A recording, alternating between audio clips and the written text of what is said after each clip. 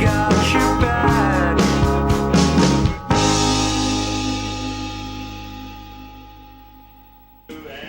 Welcome back to Liquid Lunch. That was the Campbell Apartment. That's our music today, except for the Johnny Smash stuff at the beginning of the show. Okay, we're here with Lyn Adamson now. Effective social change activist is what my research notes tell me, Lyn. Well, I think we're always learning, so I'm always becoming more effective, and I hope that I'm becoming more effective, and I think we're all learners all our lives. So the idea here is to give people a chance to learn skills so that they become more effective in their own lives and also in changing society for the better, because we can all look at changes we'd like to see in society. Better able to participate in the democracy, not just by voting, but by being active in campaigns that bring about change, long-lasting social change.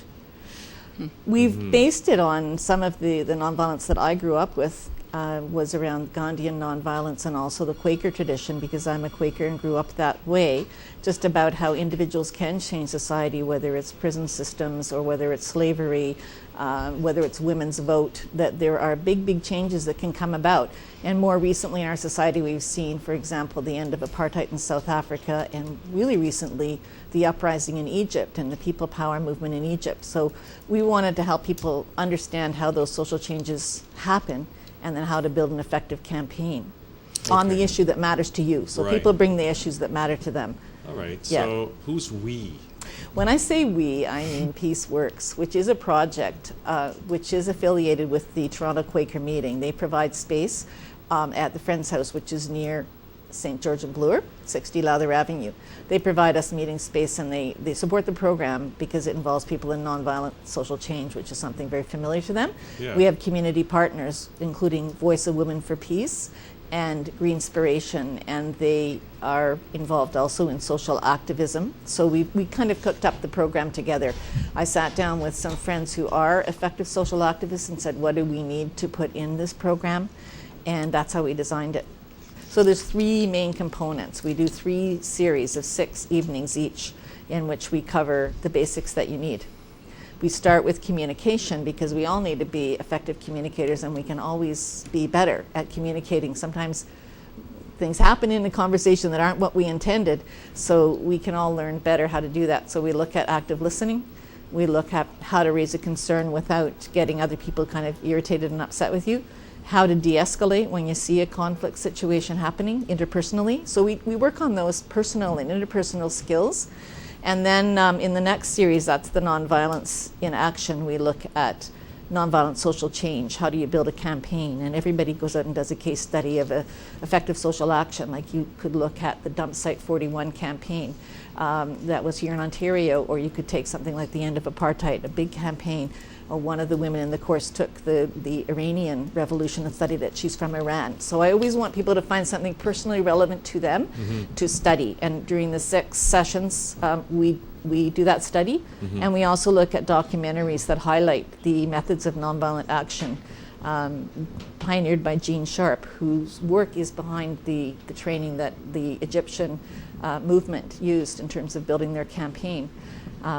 And the 3rd series is activism skills, so just practical. How do we do it? How do we, videotape, just like we're doing this TV thing today? How do people learn to do their own little clips and put them up on YouTube? That's one of the things. How do they learn to use Facebook and write an effective letter to the editor? How do you do outreach for your organization? How do you fundraise and so forth? So we actually developed a series of 12 sessions in the activism. And people can register for 6, the first 6 or the second 6. It's very flexible, and it's also sliding scale. We make it accessible for people. That's awesome. Yeah. I could see those kind of skills being applied in anything in your life in general or in business. So I think that's awesome. I think it's so important to people. Some people come to the communication series and they want to work on how to get along with their neighbor, how to get along with people in their family. And it's all on a continuum. The principles apply whether you're talking about international negotiation or your own personal problems you're dealing with. There's a lot that is in common, and people can learn those principles. Like, we're all human, and a lot of the same principles apply. When we are confident that we can resolve our own conflicts in our own lives, and we have those skills, we understand and we know how to change it, we will not take the excuse that we have to go to war. Like, no, we don't have to go to war. We can solve problems together. win-win problem solving is possible, doable, and we understand it, and nobody can tell us otherwise at that point. So I think there's a lot of power in that. A lot of times people feel they're an individual. So that's the other thing that happens is what can I do as an individual? How can I change society? It's all too big. And that's true. If you think like an individual, if you think about other people care about this too. And there's millions of us who care if we get out on the streets. I mean, that was critical in Egypt, that it was mass participation and it was nonviolent on the part of the protesters, so that it attracted, I think, very broad participation. And it was successful. And it's not always successful, but research shows that it's at least twice as successful as armed uprising as a nonviolent social change campaign. And here in Canada, we have a lot of political space. We don't have to do, we don't have to do necessarily that same kind of mass demonstration, although there are times, I think, when we do need to do that. But there's a lot of ways to make change, whether it's going and lobbying members of parliament, learning how those levers of power and change work is so important to us. People will say, oh gosh, the political system, politicians, you can't trust them, I'm not even going to vote. And yet other people, if you watch these videos, you see people in South Africa lining up to vote the very first time, in their lives for hours to vote. And women, of course, fought for a long time to get access to the vote. And yet we also recognize that there's a limited amount of power in the vote, especially the voting system we have right now. We need to change these things. And active participation in democracy is way more than voting, as many other ways to be involved. And it's worth it. I think sometimes people don't want to waste their energy, but it's worth it. And if you care about an issue, if you care about something that's happening in your community, there's no housing for the homeless, let's say that's your issue. How do you do an effective campaign on that and not waste your energy, but actually build the momentum that you need to move forward? We often think in terms of a single action or a single demonstration rather than thinking about how does that feed into a longer term campaign. We have to look long term. Right. So it's about consistency also. Building. Yeah, that's great. I'm sure our viewers are also interested in knowing how you got started in this. Well, I really did get started at summer camp because as a teenager, we learned these stories. Like, I think that's one of the reasons we show these documentaries, is people don't know the stories of successful social transformation. We also have a library so people can borrow books and learn all about what's been done in the past. That's what I did. I learned it. So I thought people can make a difference. I can make a difference. So wait, was this Quaker summer camp? I went to a Quaker summer camp. And so, a lot of people don't know much about the Quakers, but it sounds like the peaceful. Can you tell us a little bit about? It's basically it started in the mid-1600s, and it was in opposition to the organized religion of the time, which was seen as hypocritical and not really doing the values that were in the Christian faith at the time, and as they saw it. And there's people involved now who might not identify as Christian. It's much broader and open. But the essence of it is that we come from our own sense of what's right, that we have our own inner conscience or inner voice, and we can figure out what needs to happen. And we can access energy that is out there in the universe, divine energy, we might say, to guide us, to help us, and we can speak truth to power. That gives us the power to do that. And we can make a difference. We can witness. That sometimes people say, well, what difference does it make if I ride a bicycle if everyone else is driving SUVs? You are a witness. When you ride your bicycle, that riding a bike is possible, and that lowering your carbon emissions is possible. So witnessing is another sort of aspect of the Quaker tradition. So there's no, what's it called, creed, but we do activism. Sorry, did I lose my? Okay, so nope. Oh, right. My hands are a little too. Your hands are very busy. Yeah, I really Sorry like that about example because I've been to China and China's there's a lot of bicycles everywhere. It's practical. Yeah. So they use very little footprint. That's it. That's and it just takes one person to show the example. Yeah, but they think that they need to be like the developed world and all have cars, which is such a mistake. So really living simply is extremely important. Living with integrity, that's really what it's about. Do my actions fit my values? Exactly. And are we as a society enacting our values, our shared values? So we want to come together. It's one of the reasons we do this in a course. People get strength from being together and learning from each other's experiences. Absolutely. We're not alone. We have power. We can make a difference. Okay, now Lyn, what are some of the issues that you think are important right now? Were you involved in the G20? I did. Did you get beaten up and thrown in jail by the police? No, I went to the main demo and I left before they started that roundup, and I was just horrified watching what went on that weekend. It really, I guess it really shook me, actually, and it really reinforced for me the need to really plan how we do our campaigns and our actions so that they are effective. I mean, I talked to many people who saw what went on there from a distance, may have been in Vancouver or elsewhere. They didn't understand either what the protesters were trying to raise, why there was a police reaction that there was. They couldn't see all the things that were going on that were pretty strange. There should be an investigation into what went on there, because it was really shocking, I think, and not what we'd expect to experience in Canada. No, I suppose. because I exactly. think really, Yeah. I thought the protesters, and even beforehand, Yeah. we're talking about we got to do this peacefully. Don't aggravate the situation with the police. And yet, like those cop cars that were burning, they were not. They were placed there by the police. No, I actually wrote an article about this for Peace magazine. So that's another resource for people. That's Canadian published magazine that talks about various issues in peace and peace building. And I wrote about why nonviolence is necessary, because I'm not sure that that was a consistent message given by the organizers. The diversity of tactics did not have nonviolent applied in front of it as a really public statement that that's what it is. And I think if you look at what Gandhi did and Martin Luther King and other organizers, the Serbian Revolution that brought down Milosevic, the Egyptian Revolution, they are saying clearly this is nonviolent social change. That's not the case in Libya right now, and they're trying armed revolution, and yet the Gaddafi's forces way outnumber the kind of armed revolution that they can put up there, so it's not going to be successful, it doesn't appear. And the thing is that more of the time you're going to be successful with nonviolence, even though it's not a guarantee. You look at Tiananmen Square and you had a nonviolent uprising and they were crushed, and in Burma too. So it's not a guarantee, but in the long haul, if you can build the allies that you need, it needs to be big, it needs to spread very widely if you want a big significant shift. Well, I think too, when it doesn't succeed, even though there might be people that get killed or are martyred, in the long run, it really makes the authority establishment look bad, and in the long run undercuts that established The power difference is really, you can see it. And there's no way that any coverage in the media, even the mainstream media, can miss what the power difference is. You saw that with the Mavi Marmara confronting the Gaza blockade, that 7 people on that boat were killed, and the Israelis don't look good in terms of coming onto the ship with guns blazing and people dying. And so you see that power, I would call it the power picture. You want your power picture to be clear.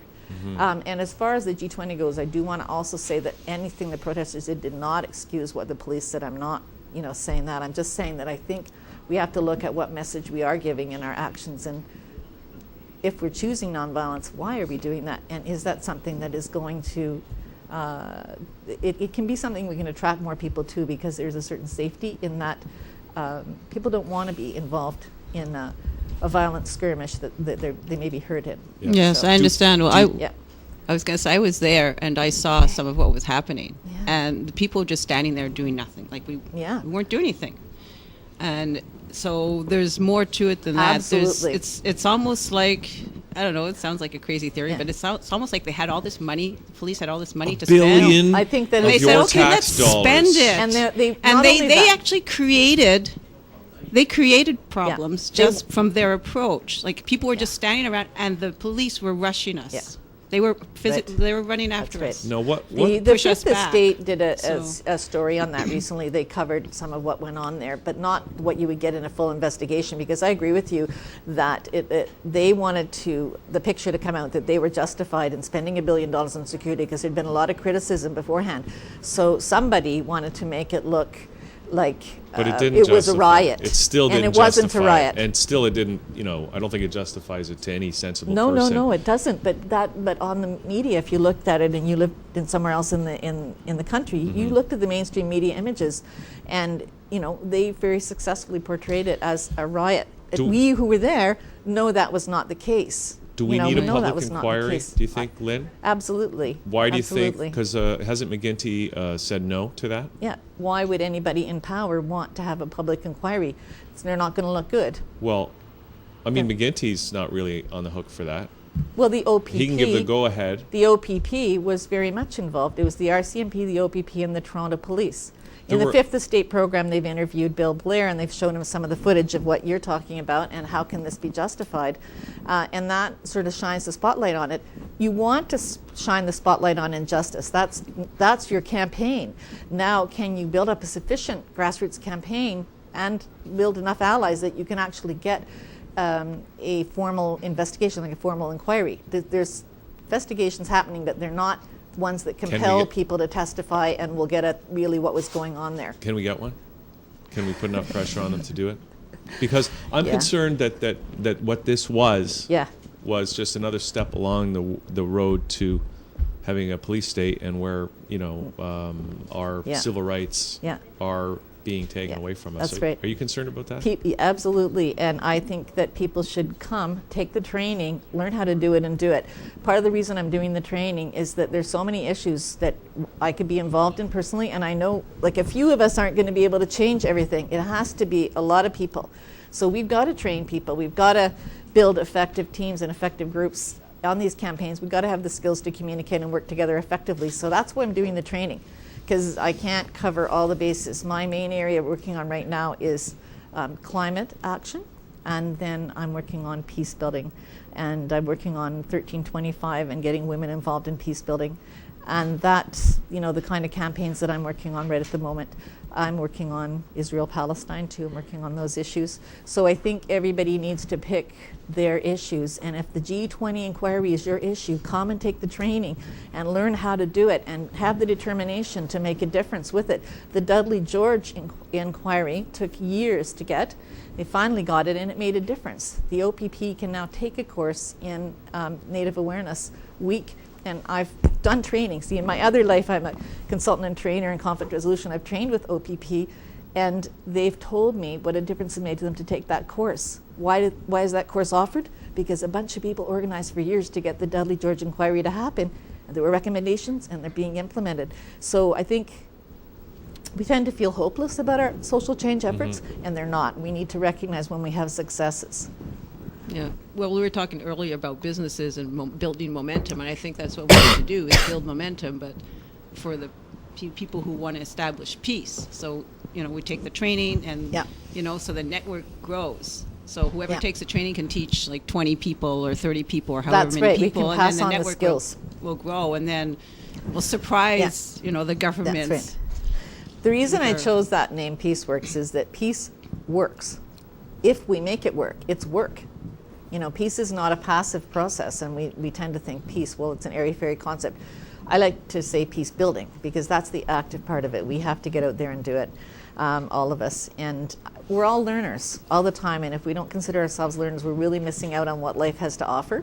So really encouraging people to get involved and come out and learn and take action, because we're not spectators in society. We can be active. As Gandhi said, be the change you want to see in the world. This is the way to do it. We can do it together. Yeah, definitely. Exactly. So, yeah. Are things getting better, Lyn, or are things getting worse? We are up against very, very serious challenges because of the threats to our environment and our social order, and the fact that we are losing services. Like, for example, if you look at our Toronto mayor and the kinds of campaigns he's on vis-a-vis supportive housing and things like that, we're liable to lose a lot of programs, also federally, if we don't organize effectively. And right now we're split if you look at it politically.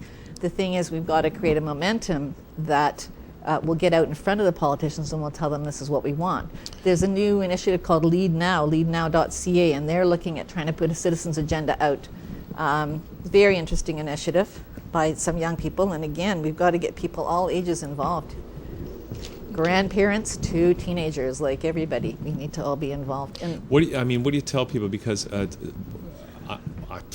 okay, so you got the left, right? Yeah. Like the NDP. Yes. Some people in the sort Liberals. of traditional left. Traditional left. Yeah. You got your right, say the Conservatives, right? Right. In the old days, when the left got into power, they would tax and spend, right? Or they'd borrow and spend for those social programs, for the health care, for the education, for all that stuff.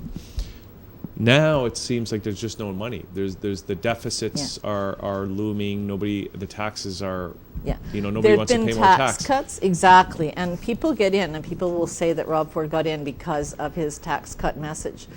And I think unless people know, why we pay taxes, and unless people feel we're getting the value for our taxes, then they can win. So there's a huge amount of education, I think, in the city, ward by ward, has to happen for people to know why we would vote for something that might cost us something. Like, what would our benefits be? They're doing that in South America. They're doing citizen participation and budgeting. So. I think it's the bankers, though, because I think if you look at every tax dollar that the government receives, any level of government, the percentage of that tax dollar that goes to pay interest to bankers on money that the governments have had to borrow is always increasing, which means there's less of that pie available for the services that we need. The economic system really has to change. It's based on ever expanding, and we don't have an ever expanding world. We're really rapidly using up our world.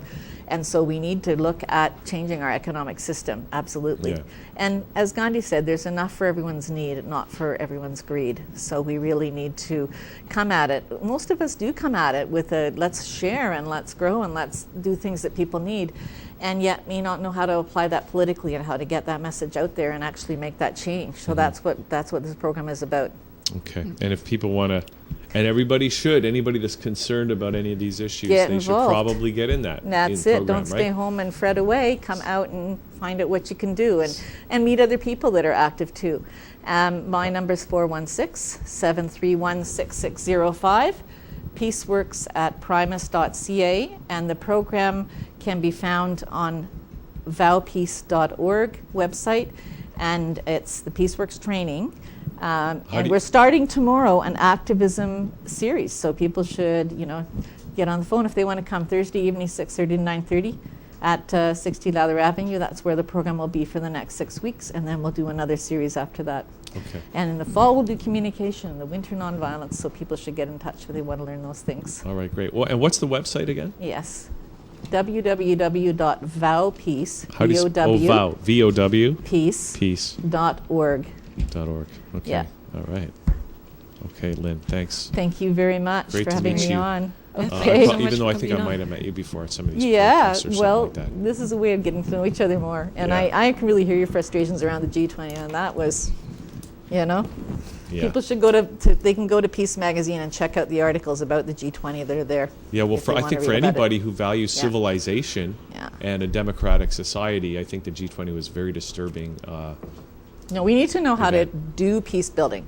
There is a Department of Peace initiative. Like, how can we get that in government that we're building peace? We need to do it community level and government level. We need it at all the levels, and we can have it if we really expect that to happen and we organize. I think the future belongs to the organized, so let's get organized. Okay, great. All right, Thank you. that's Lyn Adamson. Yeah. We're going to take a quick break, come back with Deborah Joy Eklove from the Art of Living Foundation. We'll be right back.